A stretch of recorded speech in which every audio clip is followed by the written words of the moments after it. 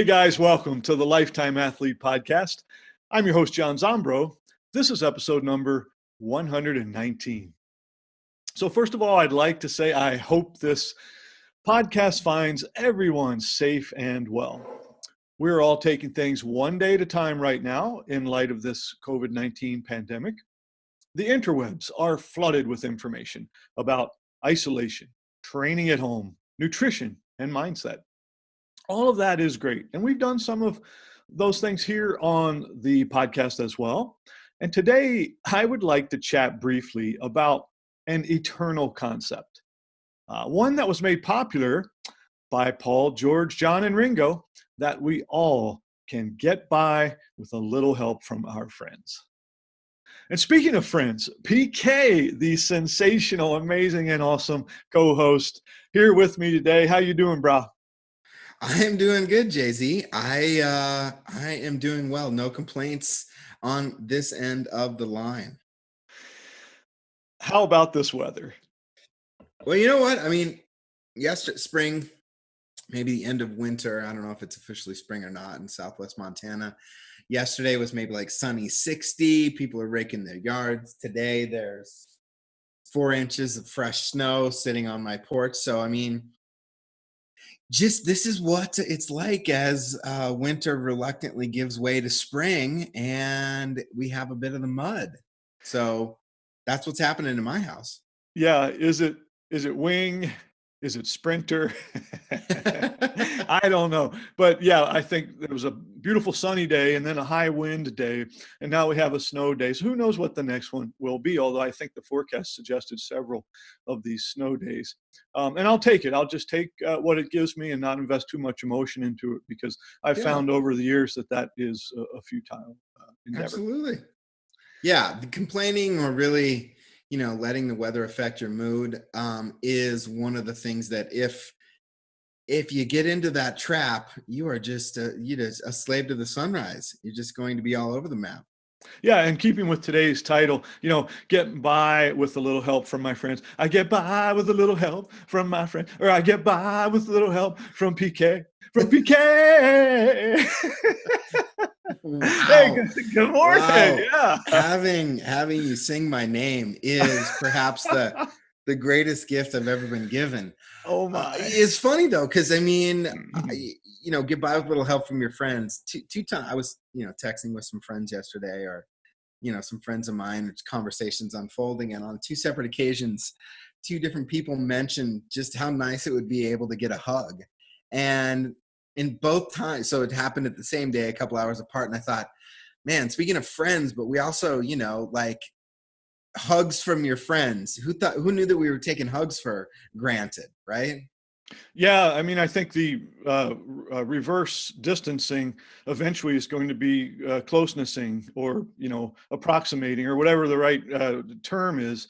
The vocabulary is a little weak today, but yeah, I think we need to make sure that we get back to that value of human touch and relationships. But for now, we're Gotta be safe. really, we're in the virtual world, and Sure. that's better than nothing. I'll have to say that. Oh, absolutely. And I think there's just the idea, both of the thoughts were an appreciation for something. It's not like it wasn't appreciated before, but we didn't quite know how essential that was. Now everyone, is hopefully staying safe, as you said, smart, calm, being a good global citizen, because we are all in this together. And so it's kind of a time for that. Yeah, and as I mentioned when we got rolling, one day at a time. That's really true. That that we don't have any other choice than to do that. Maybe ever in life, but now that's very much at the forefront of our cerebrum. So hey, how about this? Also, all you need is a little patience. So thanks, Guns N' Roses, for helping us get through the pandemic. Back when, what was that? Appetite for Destruction? When did that drop? 92? Yeah, it's been a while. I mean, Axl Rose was just the perfect example of, reasonable thinking. Who knew that song was going to be the anthem for wise decision making. What was it that make it 28 years later? He was ahead of his time, Max. Yeah, isn't it interesting how we can reinterpret things as we move along? And I'm fairly sure that maybe Axl Rose wasn't an exceedingly wise sage at that time. I don't want to sell him short, but hey, Are you whatever. kidding me? You want to take the middle ground. I don't know if he was. I'm sure he sang that song and then went back to the hotel and threw a couch out the window. I mean, he was not a wise sage. Yeah, I'm going to put my foot down. I feel comfortable saying that. You don't have to. yeah, there was probably some white powder involved, and I'm not thinking it was flour. So moving right along. So today I would like to talk Mm-hmm. about give. Give. Okay. Yeah, maybe make that a song, Give. It maybe has already been done, but I'm not aware of it. But right now is an important time that we are making ourselves available to give, to help our circle of fam and peeps. Yeah. Talk to me more. Well, I think, kind of as you alluded to when we got started, it's important to be prudent right now with the things that we need to do to protect public health. But we don't need to let distancing and infection control turn us into paranoid hermit bubble boys or girls. No, I agree that we don't. So what do you think that means in the end of March 2020? What are you thinking that it means to give? Well, I think my message is never would I be advising anyone to be idiotic or take unnecessary risks, but beyond compliance, which we all need to do, we've got to start thinking about, or keep thinking, should I say, about, hey, how do we continue to make this world a better place? And so sometimes that might mean we've got to make ourselves available to give some help to someone, Mhm. whether that's, hey, shoveling your snow if let's say you needed that today, and certainly that can be done without increasing exposure risk. Sure, um, sure, sure. and things like that. So that's just my reminder, both to myself and to maybe all of our listeners. Beyond some of the things we often talk about, is, hey, let's make sure that we don't get so wrapped up in these cocoons, if you will, that we somehow can't see the need to help our friends. Sure. And I would say that the I have witnessed that just in my personal network of that, um the desire to give whatever you can. Maybe that's just, half of a 15-minute phone call with a friend that or an acquaintance or a family member. In my case, it's been some friends where it's just calling and you're not giving a special gift, but you're participating in that exchange. So I just think that it can take a different form. Certainly, I think that this is a time where nourishment can be scarce. So you do see some really good examples of people giving in the form of funds to food banks, and you can do that safely, via the internet, etc., to places in your area. One pretty cool example that I saw here in Montana is, a network of sewers, Hmm. people who sew in fabric stores and people who have fabric giving, making masks, like hand making masks that are being given to the medical community. So I thought that was a pretty innovative and really cool idea from a group that could actually provide something that saw a need, and they all got together. So I thought that was pretty cool. Yeah, I mean, I think we're surrounded by that, and people being creative and saying, hey, how you doing? What do you need? How can I help you? Sure. um, I I think we are blessed in many ways to have that, but also, hey, let's keep doing it. That's really Yeah. my thought. And Jay Z, you've given us twice, even on this, the brief beginning of this podcast, two amazingly just delicate and beautiful songs that you've sung. I You mean, how lucky are we? You dog. So next thing I would say, and I'm not trying to move along too quickly, or maybe I am. Why not? Uh, Ask. And so what I mean by that is, okay, Mm, don't be shy about asking for help when you need it, because we're all going to need probably some help. And yeah. we really, it's just an amazing thing to get over whatever I might have to ask you for help, for example, and then to have hear that it's important that we do this as humans. Yeah, absolutely. And I think that I don't know, the vulnerability that comes with asking for help. I mean, personally, like the past week I've been under the weather, well, actually with just a regular old cold. And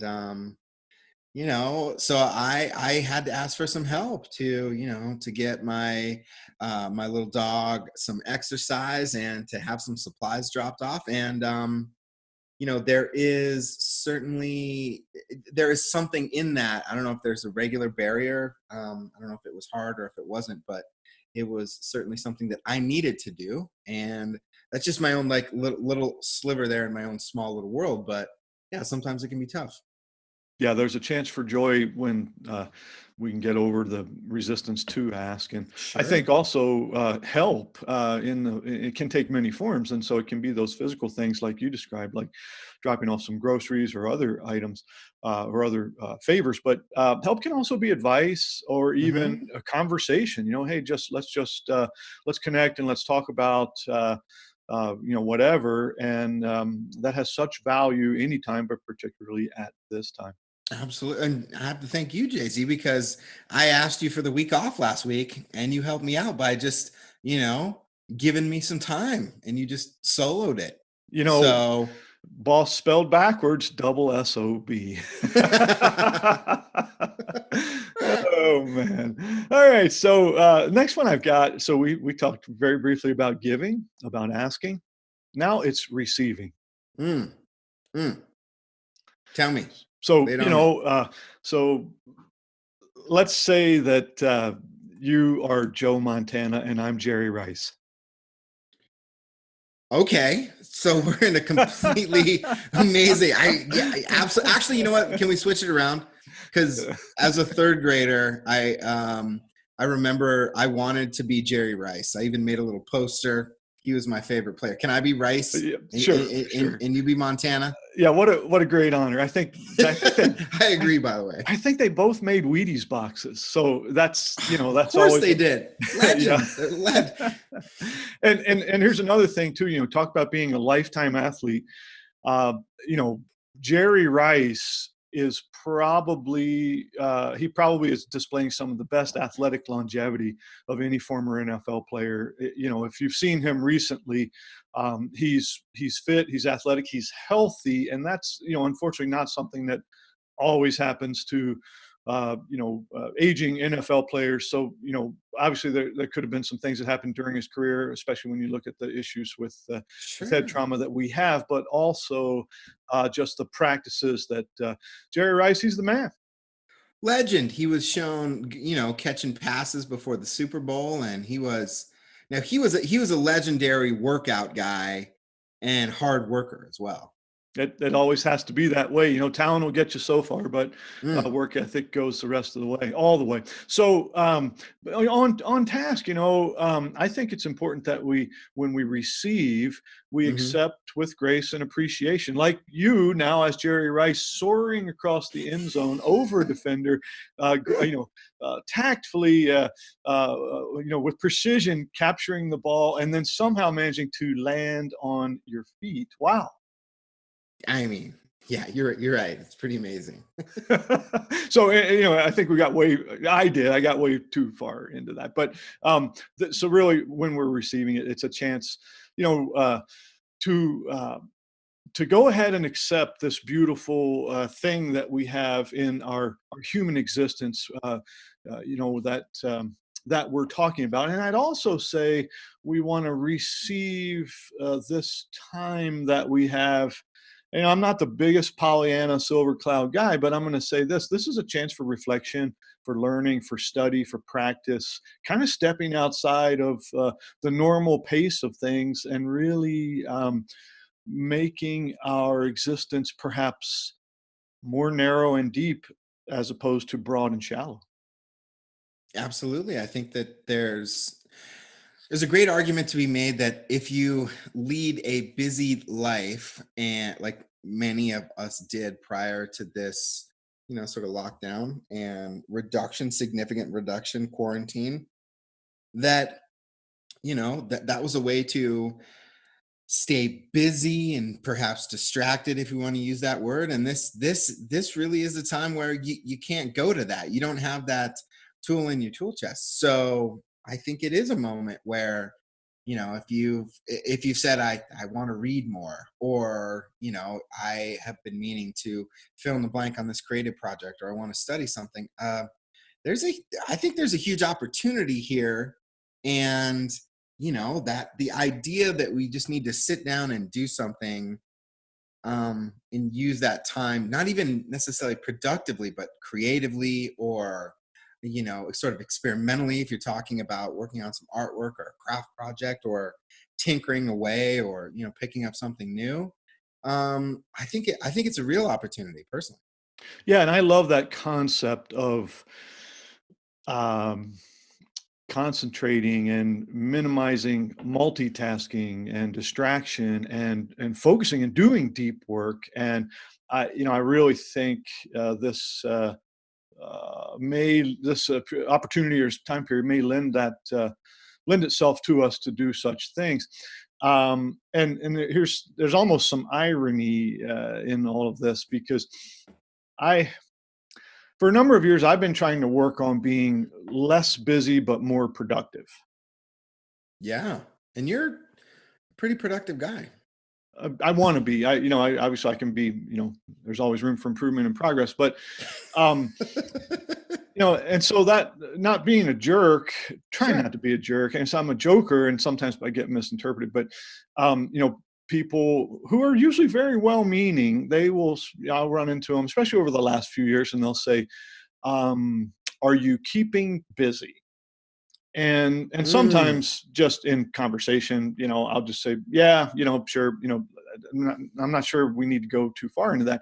But then for other people who are genuinely interested in discussing that point, I would answer no. um, right now, or especially over the last few years of my life, I have found a way to become half as busy as I once was, but twice as productive. Mm. So are you saying that you're almost even a little offended by the question? Are you staying busy, or just the banter, the patter, or just the idea of it? No, certainly not offended, but just, Annoyed? and not even that, but just in a way to try to clarify, Mm.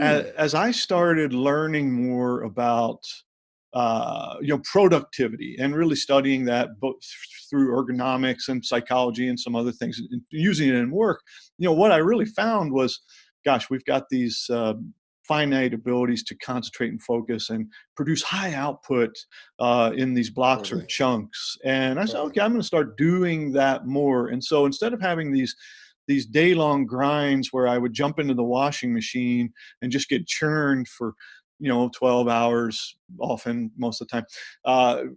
That's not the case now, and so I have these precision surgical strikes where I work on one thing like hell and try to get it done well, and then I have these short recoveries, and then I do some more. And so that's what I've been doing. Now, where am I going with all of this? Because we were talking about these opportunities now during the pandemic to maybe do nothing and relax and meditate some, yes, but also when we do work to really get into this reflection or reflective opportunity or focus, mindfulness. I would say that right now I'm getting close to being busy, as far as, well, I'm still productive, but I'm doing so much online work in physical therapy and coaching secondary to the circumstances that I'm kind of right at the limit of what I I want to have, in my day to maintain balance and sanity as a human, while at the very same time trying to make sure I'm helping and servicing as many people as I can. I mean, that's, you charted a course and you're just doing you're doing what's best for you. You got a plan. Yeah, and I'm amazed because now, I'm talking about helping my friends, Sure. getting help from them, but also giving help to my friends. So on this professional level, um, I'm doing that work with clients, yes, but I've also updated my colleague support that I'm providing. So I have a Hmm. package that I offer for physical therapists. It's called Online Physical Therapy, a guide to developing a telehealth physical therapy practice. And one of the reasons I set that up was Yeah. because I when this sort of became something to do 5 years ago, I was on board for whatever reason, and now we're at a point where everybody is scrambling and needs to get on board, wants to get on board. So what I have is a practice to practice webinar Hmm. and an ebook that's a resource that to help other physical therapists get some knowledge nugs that I've learned through experience. So I've made some mistakes, of course, to help with this current problem. How can we do a good job in getting online service out to the public? And then what are, obviously, how do you set that up? What are the regulatory issues? How do you Hmm. fine tune it and make it Sure. an Sure. awesome experience? So that's what I've been working on. And it is it's a ramble fest here for me, but it's amazing because people need service. Let's say you were removed, Sure. and I've talked about this on the show. Somebody who's been in rehab for something, but suddenly that got cut off. Well, now they Yeah. need to find a way to have continuity, or something new is happening. You need to seek care, physical therapy care. Speaking specifically towards, yeah, we need to have systems set up quickly for that, and then also physical therapists.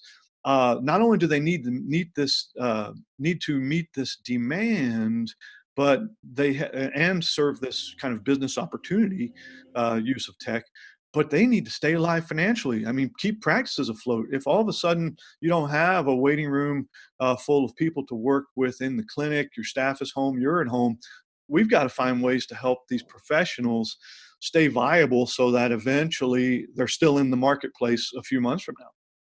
Yeah, John, and this is something that I know that I missed last week, and I was actually kind of upset about it because this is a great thing that you're doing, and the reasons that you did it and you were an early adopter were many, were for yourself, efficiency, etc. But the sort of what I'm witnessing, that there's a wide variability, and especially in that PT community. I can give you a couple examples or stories from my life. My folks, who again live here in town, they do a, like a little core fitness class, right? Mhm.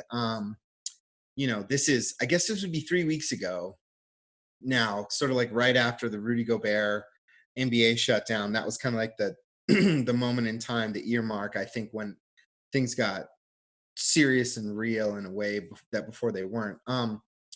And so, you go in and do this like core fitness on mats as a class. It's a fitness class. And within 2 days, their instructor had figured out how to do it via Zoom. So do it remotely. And I thought, oh, that's cool. That's adaption. That's a way to, just as you said, keep the business going for this instructor in this fitness class, and then still safely provide the service um to the people that need it to stay healthy and fit and happy, and receive what they're giving. So everybody wins in that situation. And so I think that's a good example of adaptability. One bad example that really personally irritated me was my father's recovering from a surgery, and there was a physical therapist, we don't need to name any names here, that was basically like, I need you to come in. And I had a conversation with my dad, and I was like, I don't think you should do that. And he said, well, they don't know how to do it. They actually, I said, can we do it remotely? And this physical therapist said, I don't know how to, I'm not set up to do that, and so I need you to come in. And I just felt like that was a really irresponsible thing to put out there. And so not only is it smart, it's good for business, it's good for the patients, the clients, but it's also, it's more safe. So those are my two touch points, and why I'm like passionately in support of what you're doing. And I think that it's professionally, I think it's a lot of insight that you can bring in a really in a way that benefits everyone, but in particular the clients. Well, thank you. And I think it's really an interesting thing. I want to continue to provide these services, and I'm doing a lot of coaching, peak performance type work, as well as physical Sure, therapy sure. online. I've had those things in my model for years, but it's a really interesting evolution that we've seen, because when this whole telehealth model got rolling, and it had been in existence for quite a while, say with physicians doing certain things like calling people and calling in prescriptions, that. But then Sure, sure. ultimately it became more, when we had video based services, it became, I think, more legit. Well, it first started out to try to, again, help people who had access issues in rural areas, had to travel Yeah, long distances to get to appointments, or other hardships that limited their ability to have access. And that was smart. And then of course I saw that and I thought, well, gosh, this also is just a harnessing of simple and common technology that we have to make things more efficient and economical for folks. So that's why I got into it. I said, not to replace. Sometimes you do need those direct contact brick and mortar applications, but that's what I've been going along. And so trying to, promote that, and to some extent, maybe even convince people of the value. Now, all of a sudden in crisis mode, it, is the only option. And now everybody is kind of waking up. It's like, oh yeah. And so my hopes are that, when things, and they eventually will, kind of fade down, we still have this awareness, like, oh, I can do some of my things through, an online capacity, and ultimately, have great outcomes, but also saves that time, money, energy, efficiency, load on the healthcare system, all sorts of things like that. yeah. I completely agree, and that's the long picture, the long view. And in the near term, the immediate terms, in terms of just survival or subsistence or thriving under these conditions that are extremely unusual, I think it could be the impetus to expand that quiver and to um, really think about what's best for the patient. And it can happen remotely, and that's something that you've learned through trial and error and putting for half a decade, John. So I just think that it's not theoretical. It can be done. It is done. You do it, and it can be done at a high level. Yeah, and I want to help everyone succeed, Sure. because that's the world we should be living in. And so I'm providing my ebook, a guide to developing a telehealth physical therapy practice, to all of my colleagues, complimentary. I really want to see this be done well, and I want to see people succeed. Again, both patients, clients, and colleagues. So that's what I'm doing, and I just think it's the right thing to do given the circumstances. Absolutely. Absolutely. So if you're, I'm going to do a plug for you. If you're a patient out there and you want to patient or client, I don't know the terminology. If you're in the receiving end of services, and you don't want to leave your house, then John's a resource for that as well. Or if you're a provider and you want to learn more, there's ways for you to learn from this, and engage with John on that. Yeah, thanks, PK. And also, for clients, I'm getting near wait list capacity. So if you reach out to me and things don't look right for your timeline, I can certainly refer you to other qualified professionals. So that make sure we have that available. Um, Moving along about helping friends and giving out some things, I just wanted to offer up some very brief, shall we call it, food advice, food Ooh, advice during our times of isolation. absolutely. And I'm guessing here, I'm just sort of crystal ball. I'm guessing your suggestion is going to be eat your feelings. Really get into that ice cream. No, sorry. Oh my. Um, there's so many ways, so there's like seven rabbit holes you just opened up, and it's hard for me to resist diving into things like uh, cravings and addiction and metabolic dysregulation and all that sort of thing, but I won't. So for the most part, I think we still have a reasonable amount of food availability, maybe not toilet paper, but food. Um, but access issues, getting there safely and back, and some economic hardships are here. So I've just got a few ideas about Yeah. food that I might share. First of all, is to be a little bit creative and flexible, however you want to interpret that. But maybe Sure. Sure. when you go to the store or you look in the refrigerator or cupboard or pantry, the things you normally eat or want to eat aren't there. So how can we just be creative? And I'm not saying exactly what to do, but it's like, oh, okay, Sure. how can I make meals that are going to be nutritious and enjoyable, but also, you know, that are a little bit flexible because I don't quite have the same ingredients that I always rely upon. I think it's fantastic. I think that you're if you're at home, which and a lot of us are, then it's kind of like you're eating your own cooking. So you have a chance to get a little creative and flexible. I like that. Yeah, yeah, I've got a quick Fast Freddy story. So people on the show have heard about my buddy Fast Freddy down in Arizona, and he's just a legend. So he has this 120-pound giant of an English bulldog, Wow. whose name is Wow. whose name is Winston. He's a wonderful, charming fellow, very regal. 120. He must be like a giant just block of concrete. Yeah, he is. He's got Wow. shoulders like it's just amazing. That dog could he could walk through walls if he knew he could. If he, I don't think he knows he can, but anyway, Wow. no, 120 pounds. Wow. yeah, and Freddie feeds Winston, like an animal-based diet. So Winston's not really a kibble eater. He eats a lot of meat, and even though he eats across the spectrum of the meat counter, Winston he prefers chicken. He's a chicken-loving fellow. Oh, he prefers chicken then. Yeah. So here's the crazy thing is that Winston lives a charmed life, so every day on Freddie's route home from work, he goes by Costco and he picks up a rotisserie chicken, and that's what Winston has for No dinner. way.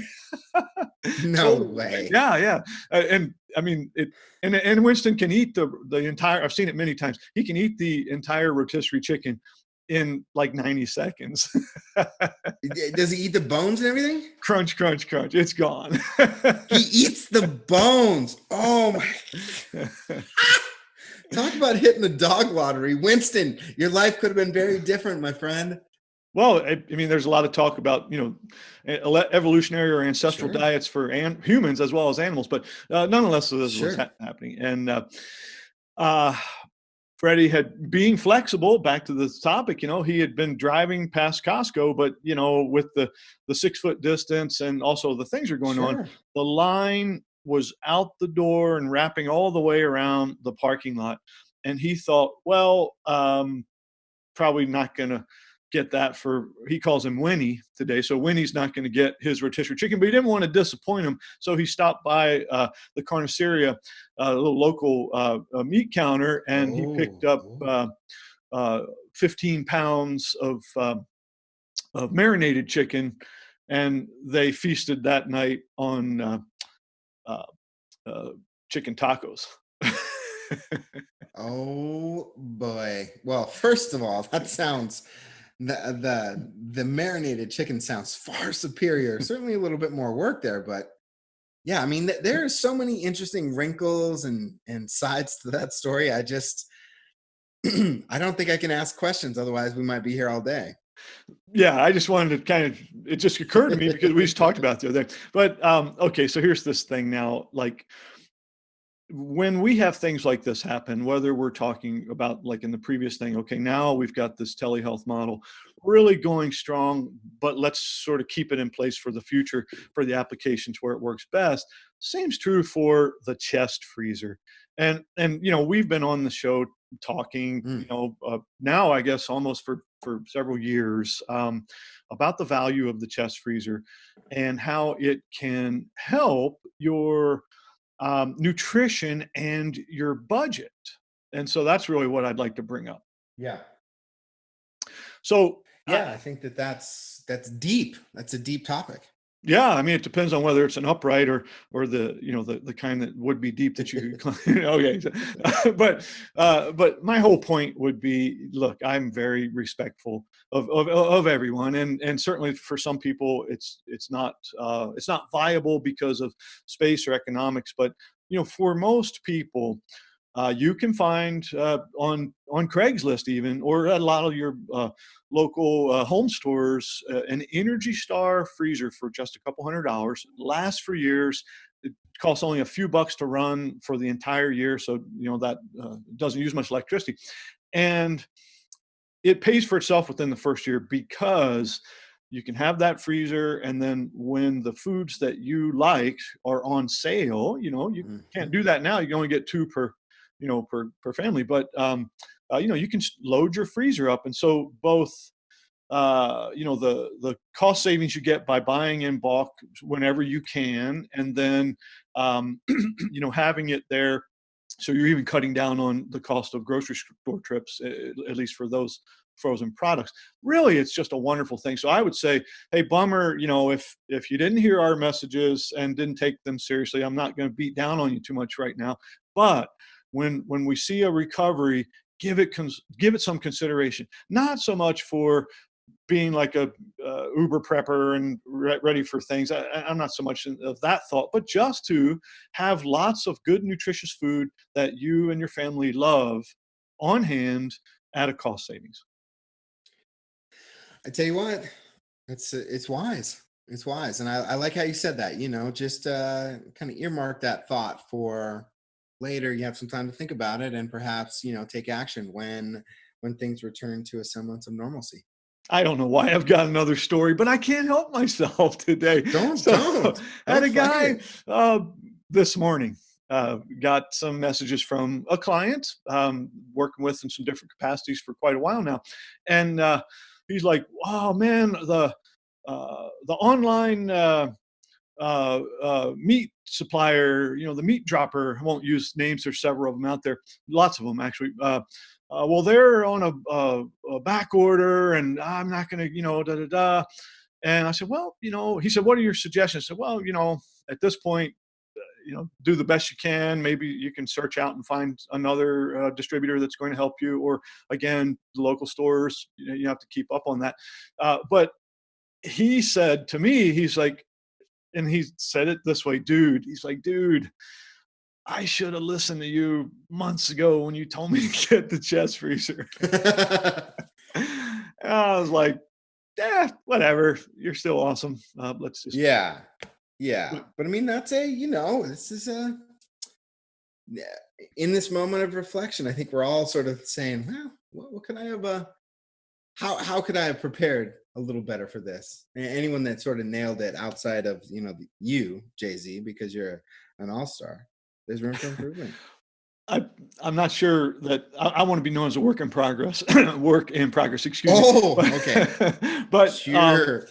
but then a lot of these health enthusiasts, fitness enthusiasts, Sure. they they have chest freezers, but they've got them filled up with water and they're doing cold dunks in them, which has another value all its own as well. So lots of things to talk about that you could use your chest freezer for. But if I quit and say, how am I going to wrap the show up today, giving some help to my friends?